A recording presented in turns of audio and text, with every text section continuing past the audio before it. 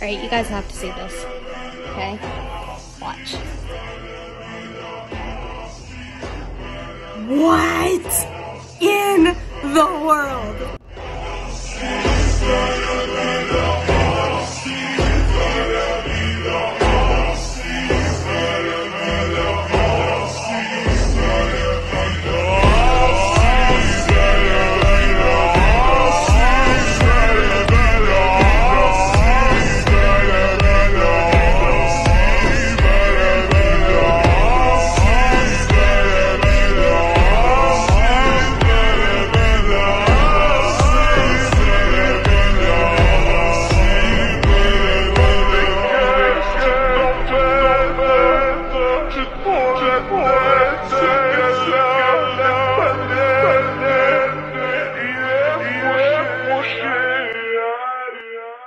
May kumakalat ngayon sa social media na mga video na pinapakita doon na dalawa yung araw.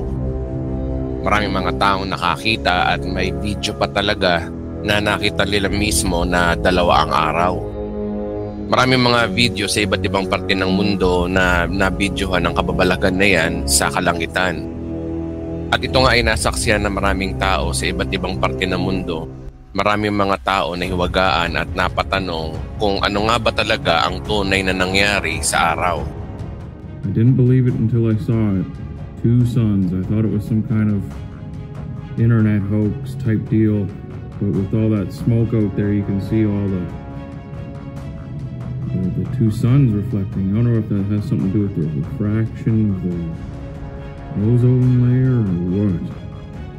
I don't know what it means, but tell me what it is. It's unusual.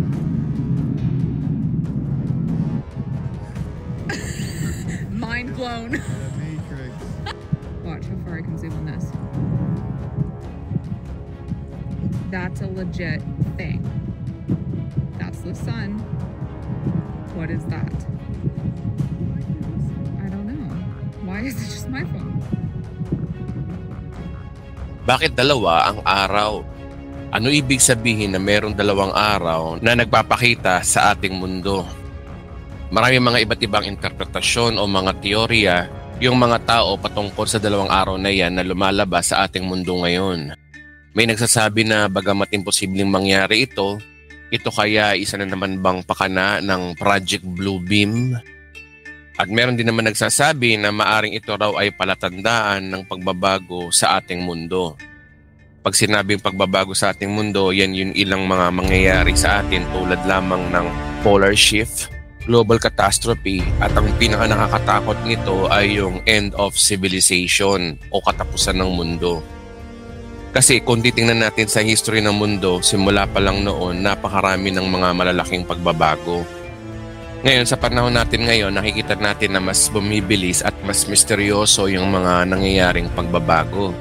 Nakikita natin sa kalikasan pa lang, ramdam na yung kakaibang galaw ng mundo. Lumalakas na yung mga lindol kumpara dati. Pumuputok na po yung mga iba't ibang bulkan, hindi lang sa lupa, kundi sa ilalim ng dagat. Tumataas na po yung temperatura sa pamamagitan ng climate change. Dahil sobrang init at nakakapaso na raw ng araw tuwing tag-init at sobrang lakas na ng mga bagyo tuwing tag-ulan. At napapansin natin na yung dating disyerto ay nagyeyelo na. Sa kalangitan naman, kamakailan lamang may video na yung kalangitan ay nagiging pula, gaya ng videong ito. At marami na po tayo nakikita ngayon na lantaran na ang paglipad-lipad ng mga UFO na dati ay conspiracy lamang. Sa karagatan naman, nakikita natin na marami na rin yung pagbabago. Kung ano-anong lumalabas ngayon na sinasabi nila na hindi maipaliwanag na mga nilalang. Gaya ng videong ito ay legit at hindi po AI. Ang tawag po nila dito ay Black Sea Devil. Ganon din yung pagpula ng iba't ibang anyong tubig.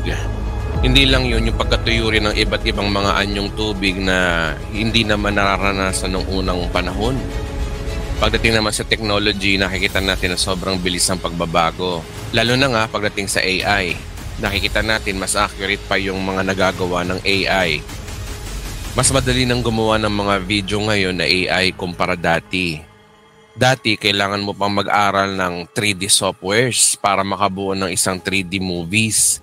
Pero ang AI, madali na ito ngayon. At ang AI na ito ay mas lalo pang magiging accurate pagdating ng panahon. Sa panahon din natin ngayon, punong-puno na ng digmaan. Gagaya na nangyayari sa Middle East, nangyayari sa Russia at Ukraine, at mga nagbabanta rito sa West Philippine Sea. At isa nga sa latest na balita ngayon, simula July 9, ang pag-ikot daw ng mundo ay lalong bibilis. Papakita ng ating orasan ay iikli, kaya mapapansin nyo parang ang bilis na ng oras kumpara dati. Kaya ito yung sinasabi nila na pagbabago sa ating mundo, na i-expect natin na sa mga susunod pa, mas marami pang mga pagbabago. Kaya yung paglabas ng 2 araw sa kalangitan, yan daw ay isang patunay na talagang nagbabago na yung ating mundo. Na noon, 1 lang ang araw pero nagiging 2 na. Sinasabi nila, dahil nagbabago na yung ating mundo ngayon, wala nang imposible sa panahon natin ngayon na kahit 2 araw, pwede nang mangyari. May ilan naman nagsasabi na yung nakikita nilang 1 araw, hindi raw yun 1 araw, kundi yun daw ay isang planeta. Ayon kasi sa teorya, sinasabi na yung planeta na yun ay tinatawag na planetang Nibiru o yung tinatawag din na Planet X. Ang Nibiru ay isang misteryosong planeta na matagal ang usap-usapan noon pa man.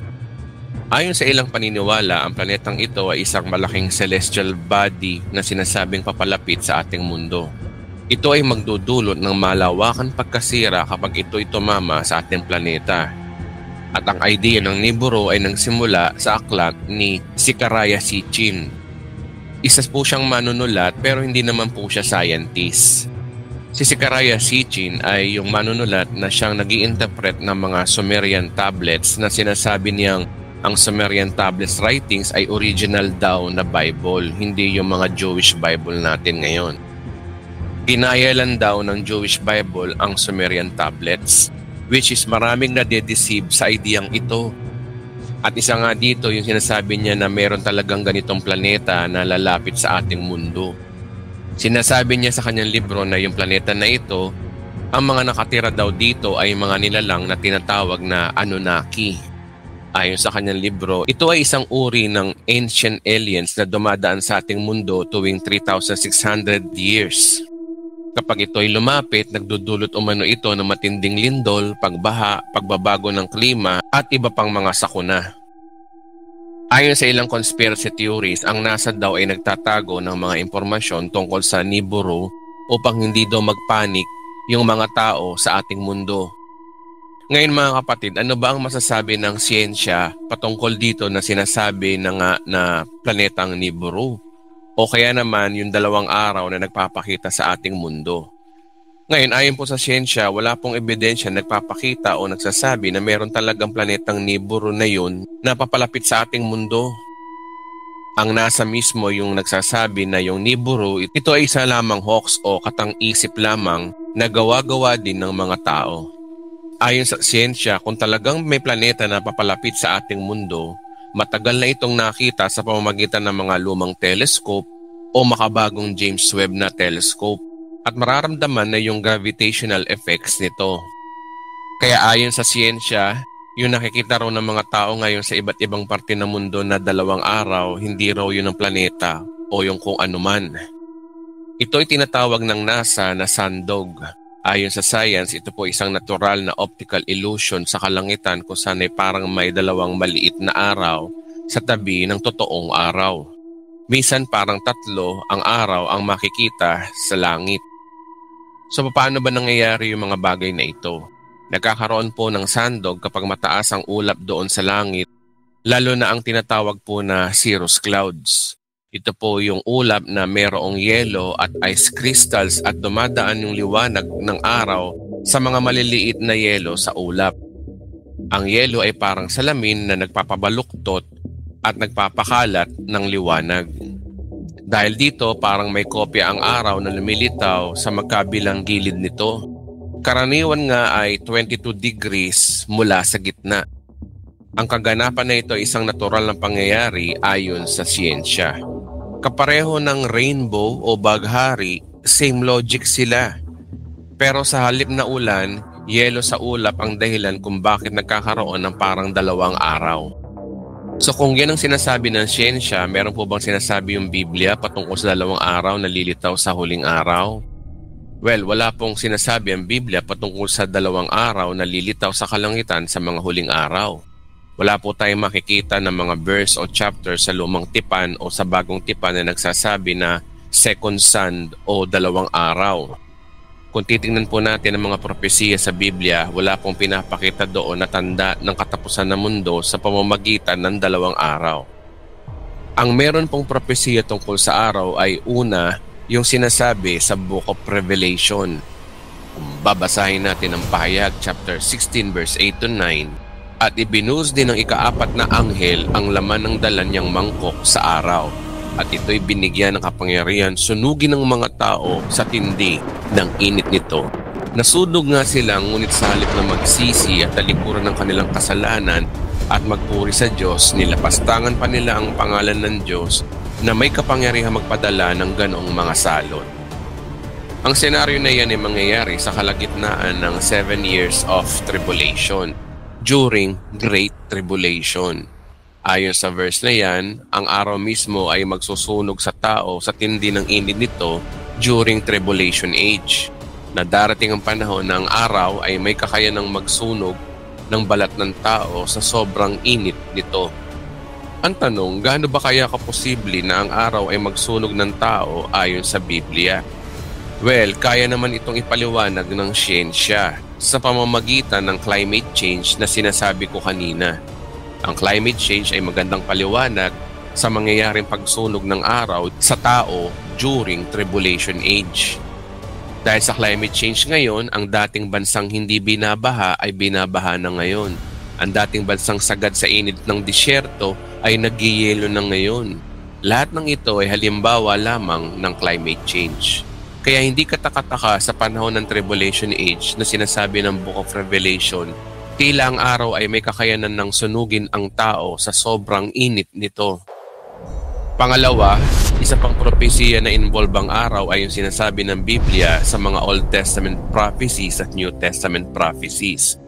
Kung babasahin natin ang Joel chapter 20 verse 31, magpapakita ako ng kababalaghan sa langit at sa lupa, dugo, apoy at kapal na usok. Ang araw ay magdidilim at ang buwan ay pupulang parang dugo bago dumating ang dakila at nakakatakot na araw ni Yahweh. Isa pang verse sa New Testament books, Mateo 24 verse 29, pagkatapos ng kapighatian sa mga araw na iyon, magdidilim ang araw at hindi magliliwanag ang buwan. Malalaglag mula sa langit ang mga bituin at mayayanig ang kapangyarihan sa kalawakan. At sinabi rin sa Lucas 21 verse 25 to 26, magkakaroon ng mga palatandaan sa araw, sa buwan at sa mga bituin. Sa lupa ang mga bansay masisindak at malilito dahil sa ugong at mga daluyong ng dagat. Ang mga tao ay hihimatayin sa takot dahil sa pag-iisip sa kapahamakan darating sa sanlibutan, sapagkat mayayanig ang kapangyarihan ng langit. Maliwanag sa mga verses na yan, sa mga huling araw, ang araw ay magdidilim o magiging kulay itim. Ngayon ang tanong, nagaganap na ba sa panahon natin ito ngayon? Ang sagot po diyan ay hindi pa. Bagamat ang solar eclipse ay pwedeng ihalimbawa dito, pero hindi po yan ang sinasabi ng konteksto ng Biblia. Ang propesiyang pagpula ng buwan o pag-itim ng araw na sinasabi diyan ay mangyayari sa second coming of Christ. Ayon sa context, iyan ay tumutukoy sa pagdating ng araw ng Panginoon sa second coming, sa dulo ng 7 years of tribulation. Ito ay senaryo sa araw na pagbaba ng ating Panginoong Hesus mula sa langit papuntang bundok ng mga olibo ay mayayanig ang buong daigdig. At isa nga sa pangitain dito ang pagpula ng buwan at pag-itim ng araw. Lahat ng yan ay ayon sa Biblia at ayon na rin sa napag-aralan natin sa Katapusan ng Mundo Series Part 10C. Kaya yung nakikita nating video na may 2 araw ay isang natural na pangyayari lang po yan ng bunga ng optical illusion gaya ng pagpapakita ng isang baghari. Kaya patuloy lang po tayo sa pag-aaral at umiwas po tayo sa mga fake news. Lalo na sa panahon natin ngayon, kayang-kaya nang gumawa kahit individual na tao sa social media na mga video ang akala mo totoo pero ito pala ay empowered lang ng mga AI. Nakakagawa na po sila ng iba't ibang mga video na parang totoo talaga. Ganyan po ka-advance ang technology sa panahon natin ngayon. At marami pong malinin lang sa pamamagitan niyan. Manatili lang po tayo kung ano ang sinasabi ng Biblia.